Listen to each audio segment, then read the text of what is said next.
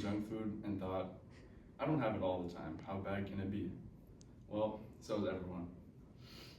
We eat junk food very often nowadays. Maybe it's over the weekend when you're out of town, or you just eat junk food every day as a fast, quick meal. But it doesn't matter. It's still bad no matter how often you have it. I believe almost everybody will eat junk food often and not think about it so much, and that's why this speech will be important to you. I love to my speaker credibility is that I talk about this topic often to just my friends in general, or my family, because I think it's fun and interesting. I'm also credible because I've been researching this project for over a week or two now, and I've gotten lots of important information for it.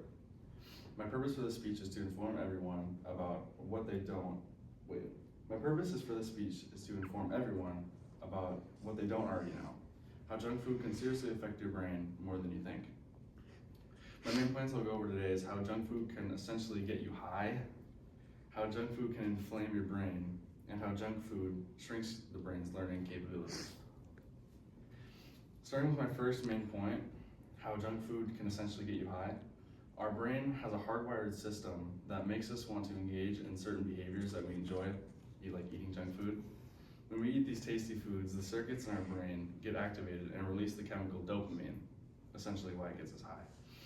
Over time, when our brains get overwhelmed by all this junk food and circuits in our brain, we'll make more room for this awesome tasty stuff, making more receptors for dopamine over time, allowing us to eat even more junk food. Our brains are hardwired to seek out these tasty foods that make us so happy and want to feel that feeling we get when we're eating it. Now that we've discussed how these foods can get us essentially high, let's talk about how junk food can inflame our brains. So that brings us to our second point. All this information is coming from foodforthebrain.org and rmmet.edu. We know that these junk foods contain lots of sugars and lots of fats, more than normal healthier foods. Almost like the reaction your throat or mouth or tongue can have from a food you're allergic to, junk food can cause a similar reaction. This is what's called neuroinflammation, and it sets off a series of events causing more inflammation that can damage the brain cells.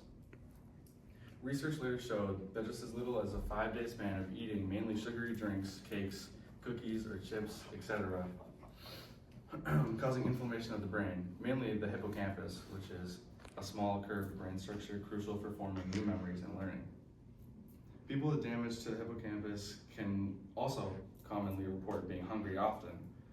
The hippocampus has been found to be important in receiving the information that you are full. So by eating more and more junk food, this can create a bad sensation and a bad outcome of being hungry more often and eating worse and worse. This is just an image that shows, the relation of food and the brain, essentially implying that it's not good for you. This comes from neurosciencenews.com.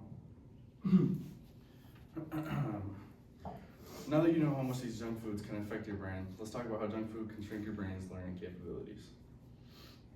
The hippocampus is a memory center of the brain, and researchers have found out that people who eat way worse than others don't perform as well as others who eat healthy on basic memory tests, disrupting glucose regulation, leading to the overreactivity of memory-related neurons, especially in the hippocampus.